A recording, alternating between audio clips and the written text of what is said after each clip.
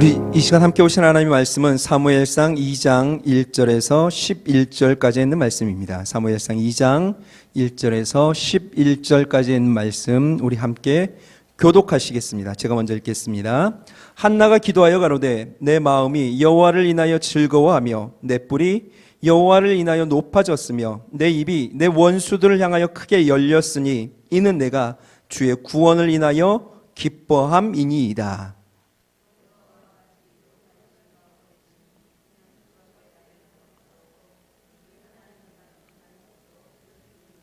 심히 교만한 말을 다시 하지 말 것이며 오만한 말을 너희 입에서 내지 말지어다. 여호와는 지식의 하나님이시라 행동을 달아보시느니라. 유족하던 자들은 양식을 위하여 품을 팔고 줄이던 자들은 다시 줄이지 않도다. 전에 잉태치 못하던 자는 7을 낳았고 많은 자녀를 둔 자는 쇠약하도다.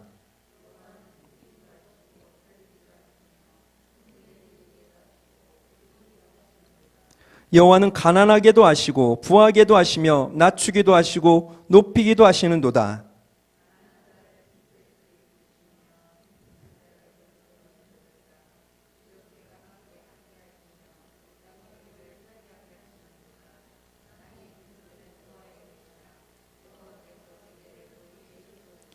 그가 그 거룩한 자들의 발을 지키실 것이요 악인으로 흑암 중에서 잠잠케 하시리니 힘으로는 이길 사람이 없음이로다.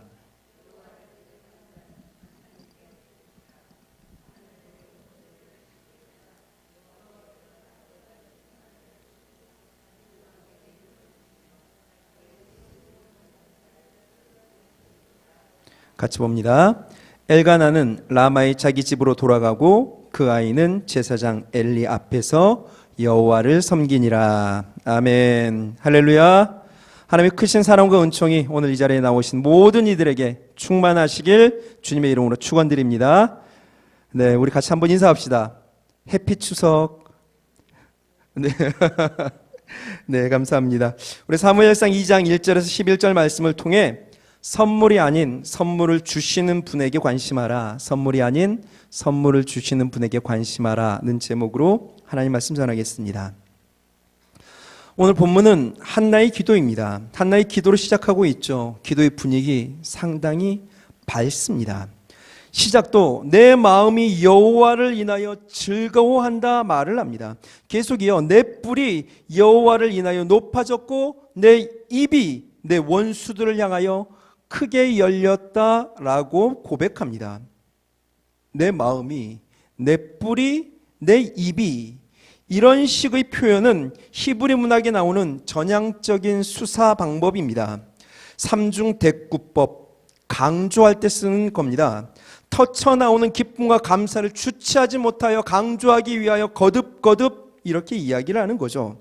하나는 이 같은 표현을 통하여 자신에게 베풀어진 여호와 하나님의 은혜를 벅찬 감격 가운데 밝히고 있습니다. 그 중심엔 사무엘의 출생이 있습니다. 사무엘의 출생으로 인하여 그녀의 마음은 괴로움과 슬픔에서 즐거움으로 바뀝니다. 여기서 말하는 뿔은 보통 성경에선 힘, 능력, 권위, 자부심, 긍지 등을 상징합니다. 동물들이 자신의 머리를 높이 쳐들고 왕관과 같은 뿔을 과시하는 장면을 생각하시면 될 것입니다. 무자할 때 그녀의 입은 침묵할 수밖에 없었습니다. 아무리 남편이 잘해주어도 아들 없는 서름은 그녀의 입을 닫게 했습니다. 그럼 그녀의 입이 다시 크게 열려 자신을 비난하던 원수에게 여호와의 은혜를 마음껏 알릴 수 있게 된 것입니다. 이 한나의 기도, 그 기쁨과 감사가 함께 깃들어 있죠. 그런데 여러분, 한나가 이 기쁨과 이 감사의 고백을 언제 했는지 아십니까? 앞장인 사무엘상 1장은 28절까지 있는데요. 그 끝인 27절, 28절은 이렇게 말합니다. 이 아이를 위하여 내가 기도하였더니 내가 구하여 기도한 바를 여호와께서 내게 허락하셨다. 아이를 주셨다는 의미입니다. 그러므로 나도 그를, 아이죠. 여기서 아이는 사무엘입니다. 여호와께 드리되 그의 평생을 여호와께 드리나이다 하고 그 아이는 거기서 여호와께 경배하니라. 그 아이는 거기서 여호와께 경배하니라. 지금 한나는 엘리 제사장을 만나 이야기하고 있습니다. 이렇게 말합니다. 저는 당신 곁에서 여호와께 아이를 달라고 몸부림치며 기도하는 여자였습니다. 감사하게도 하나님께서 내 기도를 들으셨습니다. 나에게 이 아이를 주셨습니다. 그러므로 나도 이 아이의 평생을 여호와께 드리려고 합니다. 그렇게 말하고 있는 겁니다. 이 아이 몇 살 때 이 고백을 했는지 아십니까? 사무엘상 1장 24절에는 젖을 땐 후에 그를 데리고 올라갈세라고 이야기합니다. 젖을 뗄 때에 이 아이를 드린 겁니다. 젖을 때는 그 나이 몇 살입니까? 보통 2돌을 친답니다. 우리나라 나이론 3살이죠. 3살. 3살 배기의 평생을 지금 한나가 하나님께 드리겠다 말하고 있는 겁니다. 그리고 오늘 본문 끝나는 11절은 이렇게 말을 합니다. 엘가나는 라마의 자기 집으로 돌아가고 그 아이는 제사장 엘리 앞에서 여호와를 섬기니라. 엘가나는 사무엘의 아버지죠. 한나의 남편입니다. 엘가나가 집에 갔답니다. 혼자 갔을까요? 한나도 같이 갑니다. 무슨 말입니까? 지금 그의 아들 사무엘, 엄마 아빠와 젖을 뗀 후에 지금 떨어져서 엘리 제사장과 함께 성전에 있는 겁니다. 3살에 2돌밖에 안 된 그 아이가 생이별 아닙니까? 엄마야 신앙 따라 그렇게 한다고 하지만 아기가 무슨 죄입니까? 3살짜리는 3살에 맞게 해야 할 일이 있습니다. 응석 부리고 난리치고 고집 피우고 바지 슈싸고 말썽 피우고 쌈박질하고 장난감 삼키고 뭐 이런 고생 시켜야 될 나이가 3살 아닙니까? 3살입니다. 3살. 3살에 어떻게 부모와 생이별을 시킬 수 있습니까? 아무리 생각해도 이건 아니지 않습니까? 그런데 지금 정말로 엄마 품에서 그 3살박이 2돌밖에 안 된 애를 떼어놓습니다. 그리고 오늘 본문은 생이별하고 난 이후에 한나가 했던 것을 보여줍니다. 한나가 뭘 하고 있습니까? 그렇게 3살배기를 떨어뜨려 놓고 감사를 하고 있습니다. 하나님께 영광을 돌리고 있습니다. 아이를 떼어놓고 즐겁답니다. 여호와로 인하여 기쁘답니다. 주님은 거룩하시고 주님 같은 분 없답니다. 그러고 돌아서서 집으로 내려갑니다. 그토록 바랬던 아이 아닙니까? 그 아이를 성전에 하나님께 드리고 돌아섭니다. 물론 1장 22절에 아이를 젖대거든 내가 그를 데리고 가서 여호와 앞에 뵙게 하고 거기 영영이 있게 하겠다 다짐했습니다. 서원했습니다. 이미 서원했습니다. 남편도 그걸 인정했습니다. 그러면 괜찮습니까? 돌아서면 그냥 모든 것이 잊어집니까? 눈에 안 밟히나요? 하나님께 드렸으니 안 보고 싶고 안 아깝고 그랬을까요? 서원했으니까 마땅히 따라야지. 그러고 돌아서면 완전히 깨끗이 정리가 되는 겁니까? 아들 군대 훈련소 들여보내면서 펑펑 우는 어머니들은 왜 그런 겁니까? 군대 죽으러 가는 겁니까? 아닙니다. 건강한 대한민국 남자로 거듭나기 위해 가는 거 아니겠습니까? 장성한 아들 군대 보내면서 어머니들이 다짐 안 해서 그렇게 우는 겁니까? 다 알고 있습니다. 떨어져야 성장한다. 나라를 지키러 가는 것이 아니라 나라가 우리 아이를 지킨다. 알죠. 그럼에도 아이를 군대 보낼 때면 눈물 납니다. 그런데 3살짜리입니다. 3살짜리. 이제 겨우 걷겠죠. 기저귀 겨우 떼려고 하겠죠. 그런 놈 서원했다고 하나님께 맡겼으니 안심이라고 하면 모든 것이 잠잠해집니까? 잊어진다고요? 말이 되지 않습니다. 눈에 밟히고 보고 싶고 처음엔 그냥 믿음으로 드리기로 했지만 드려야지 했겠지만 시간이 지나면 지날수록 더욱 생각나고 매년 제를 드리러 올라갈 때마다 작은 겉옷을 지어다가 주었는데 그때마다 아마 이 한나는 몸서리쳤을 겁니다. 아이 옷을 지으려면 크기를 재야 되지 않습니까? 근데 아이가 없어요. 떨어져 있습니다. 그럼 머릿속으로 그려야 합니다. 어떻게 그리겠습니까? 얼마나 자랐을까? 살은 좀 쪘을까? 배가 좀 나왔을까? 팔다리 길이는 얼마나 길어졌을까? 이런 것뿐입니까? 이번엔 어떤 옷을 입힐까? 얼굴이 전에 보니까 좀 그을렀던데 어떤 색이 좀 잘 맞을까? 지난번에 넘어져서 다쳤던데 이젠 좀 어떤가? 모르긴 몰라도 매년마다 그 매년 지었던 그 작은 옷 눈물로 지었을 겁니다. 그리고 그 옷 1년 내도록 지었을걸요. 이 색깔이 좋을까? 저 색깔이 좋을까? 무늬는 어떤 것을 넣어볼까? 저것 넣을까? 이것 넣을까? 만들었다가 풀고 다시 짓고 또 다시 짓고. 여러분, 그리움이 무엇인지 아십니까? 그리움은 눈으로 직접 보지 못하고 머릿속으로만 그려야 하기에 생기는 것이 그리움입니다. 눈으로 멀찍이 떨어져서 보는 것보다 머릿속으로만 그려야 하는 아픔이 훨씬 더 큽니다. 그런데 그것을 매년 해야 됩니다. 매년. 아마 후회도 되지 않았을까요? 그런데 성경은 어디에도 한나가 이에 후회했다 말하지 않습니다. 왜 그랬을까요?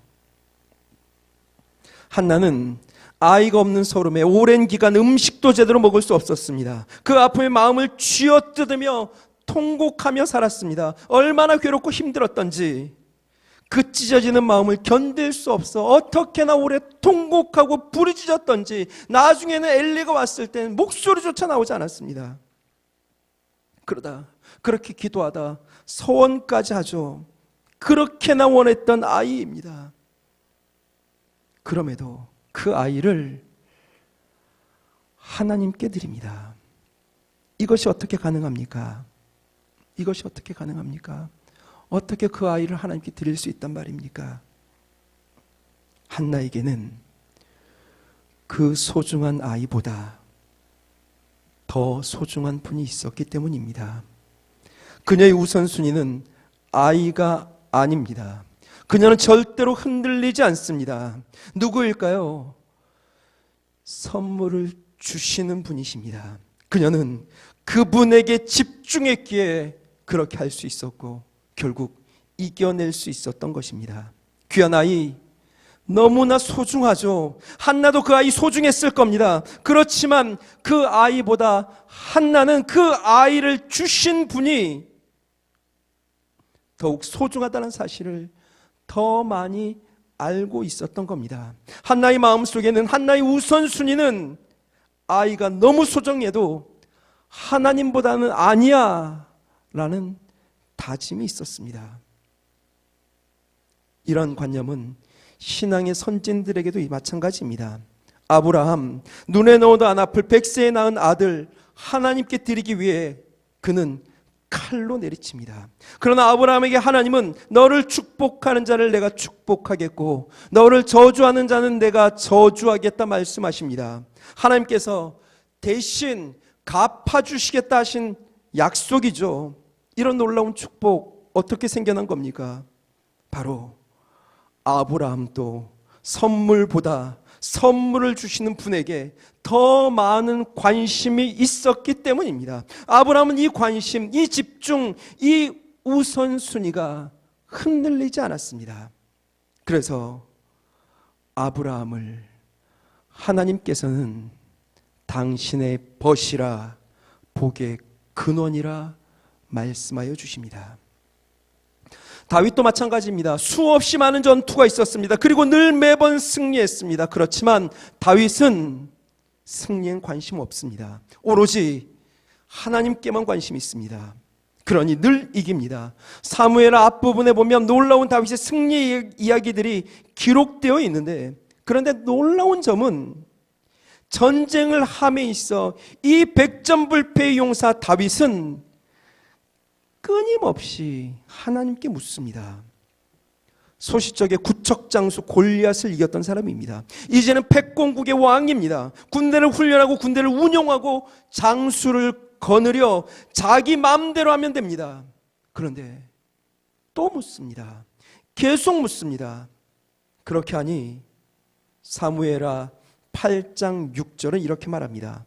다윗이 어디를 가든지 여호와께서 이기게 하시니라. 하나님께서 늘 이기게 하셨답니다. 왜 이기게 하십니까? 그의 삶의 가장 큰 관심은, 그의 집중의 대상은 언제나 하나님이었기 때문입니다. 하나님께 관심하고 하나님만 집중하고 하나님께만 붙어 있는데, 그런 다윗을 어떻게 하나님께서 지게 하시겠습니까? 다윗, 하나님만 집중했음을 아는 가장 대표적인 예, 법궤 운반 사건이죠. 하나님의 법궤가 다윗성으로 들어옵니다. 그때 다윗이 어떻게 합니까? 이스라엘의 지존 절대 권력자가 에봇이 벗겨주는 줄도 모르고 춤을 춥니다. 내 옷이 벗겨지고 내 체면이 구겨진다 하더라도 나에게는 하나님밖에 없어. 이런 다윗을 어찌 그냥 두시겠습니까? 하나님께서 높이십니다.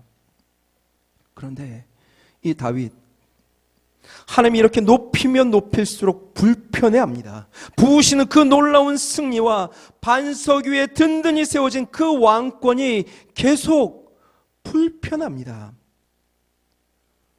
그 불편의 이유는 더 많은 것을 갖고 싶어서, 더 많은 것을 누리려고가 아닙니다. 하나님 때문입니다. 하나님 때문입니다. 자신을 향해 칼을 들이대는 대적이, 자신의 자리를 노리는 원수가 불편한 게 아니라 오직 다윗은 하나님이 불편합니다. 자신이 사는 백향목집과 하나님의 법궤를 모신 회막의 차이가 느껴지니까 불편합니다. 그는 오직 하나님만 의식합니다. 그래서 본인이 성전을 지을 수 없음을 알았음에도 불구하고 전심으로 성전 지을 것을 모읍니다. 자신의 전부를 쏟아붓습니다. 아까워하지 않습니다. 다윗은 늘 이렇게 고백합니다. 하나님은 나를 돕는 자시라. 하나님은 나를 돕는 자시라. 하나님만 나를 도와주시면 돼. 이까지 재물, 이까지 승리, 이까지 영토. 이 믿음으로 다윗은 승리에 관심 없습니다. 재물에도 관심 없습니다. 그 넓은 영토에도 관심 없습니다. 왕좌에도 관심 없습니다. 오직 승리케 하시는 하나님, 그분께만 관심이 있습니다. 그래서 그는 늘 승리하는 인생이 되었습니다. 다니엘은 어떻습니까? 우리 다니엘 6장 10절 말씀 우리 다 같이 한번 읽어봅시다. 다니엘이 이 조서에 어인이 찍힌 것을 알고도 자기 집에 돌아가서는 그 방의 예루살렘으로 향하여 열린 창에서 전에 행하던 대로 하루 3번씩 무릎을 꿇고 기도하며 그 하나님께 감사하였더라. 아멘. 조서의 어인이 찍힌 줄도 알면서 계속 감사했다 말합니다. 여기서 말하는 이 조서, 누구든지 30일 동안 왕 외에 다른 신에게나 사람에게나 무엇을 구하면 사자굴에 집어넣겠다라고 하는 조서입니다. 다니엘은 총리입니다. 이 사실을 모를 리가 없습니다. 그럼에도 그는 창을 엽니다. 그럼에도 3번씩 무릎을 꿇습니다. 기도합니다. 하나님께 감사합니다. 무슨 말입니까? 그의 삶에 있어서 사자굴은, 자신을 감시하는 그 눈은 아무것도 아니며 오직 모든 관심은 하나님밖에 없다는 것 아니겠습니까? 조서에 찍힌 어인, 금령 다리오 왕 죽음, 사자굴, 그 모든 것보다 다니엘은 오직 하나님께만 관심합니다. 승승장구하는 삶 누군들마다 하겠습니까? 그렇지만 다니엘은 승승장구하는 그 자리에 관심 없습니다. 오직 그의 관심은 승승장구케 하시는 하나님, 주시기도 하시고 거두시기도 하시는 하나님에게만 집중합니다. 이 집중함이 자신이 들어갔던 사자굴에 자신의 대적을 밀어넣는 승리가 되었습니다. 언제나 맞습니다. 하나님을 집중하면 만사가 합력하여 선을 이룹니다. 그러나 만사에 집중하면 모든 것이 어긋납니다. 우리는 부흥에 관심이 많습니다. 축복에도 관심이 많습니다. 건강에도 관심이 많습니다. 그러나 정작 부흥을 얻고 축복을 얻고 건강을 얻고 무너진 사람 얼마나 많습니까? 우리 삶에 관심이 우선순위가 바뀌어야 합니다. 부흥에 관심 두는 존재가 아니라 부흥케 하시는 분에게 관심을 두어야 합니다. 축복에 관심을 두는 존재가 아니라 축복해 하시는 분에게 관심을 두어야 합니다. 건강에 관심을 두는 것이 아니라 건강케 하시는 이에게 관심을 두어야 합니다. 그럴 때 온전한 부흥, 온전한 축복, 온전한 건강을 누릴 수 있습니다. 하나님을 붙들면 언제든 승리입니다. 그러나 세상 것 붙들면 언제나 모든 것을 잃어버립니다. 본문으로 다시 가봅시다. 한나는 자신의 대적 분인나가 그를 격동하였을 때 그가 했던 것은 오직 하나님을 향하여 자신의 심정을 토로하는 일이었습니다. 하나님은 그 모습에 응답하여 사무엘을 주십니다. 그러나 한나, 기도 응답으로 얻은 그 아들에 대하여 소유권을 주장하지 않습니다. 구하여 얻은 사무엘에게 관심을 집중하지 않았고 그가 바라보고 의지해야 할 것에 흔들리지 않습니다. 그는 하나님이 주신 선물에 관심하지 않습니다. 하나님이 주신 선물에 집중하지 않습니다. 오직 선물을 주신 하나님께 집중합니다. 그래서 하나님께 드리기로 서원합니다. 그리고 그 서원 변치 않습니다. 눈에 넣어도 아프지 않고 언제나 눈에 밟힐 그 아이를 하나님께 드리기로 하였기에 돌아설 줄 알았습니다. 그리고 끝까지 하나님께만 집중합니다. 이로 인해 사사시대를 끝장내고 왕정시대를 이끄는 믿음의 사람, 이스라엘 역사의 한 획을 긋는 기도의 용장 사무엘을 만들어냅니다. 너희는 먼저 그의 나라와 그의 의를 구하라. 그리하면 이 모든 것을 너희에게 더하시리라. 아멘. 먼저 하나님을 구하십시오. 그리하면 더하여 넘치도록 부어주실 줄 믿습니다. 말씀을 정리하려고 합니다. 여러분, 우리가 하나님께 경배 드린다고 해서 하나님이 더 위대해지시는 것은 결코 아닙니다. 그러나 우리는 그분을 경배할 때 더 위대해질 수 있습니다. 사실 하나님께 나는 꼭 필요한 존재가 아닐 수도 있습니다. 그러나 내게 있어, 우리에게 있어 하나님은 꼭 필요합니다. 하나님 없는 나의 인생은 물 없는 샘과 같아서 아무런 낙도 소망도 없습니다. 그러나 그 크신 하나님을 품에 안고 사는 사람은 하나님 덕분에 위대해집니다. 하나님 덕분에 힘이 나고 이겨 살아갑니다. 그렇게 하나님을 품고 하나님만 관심하며 하나님께로만 집중하여 하나님이 주시는 더하여 누리게 하시는 축복 다 누려 사는 저와 여러분들 다 되실 수 있기를 주님의 이름으로 축원드립니다.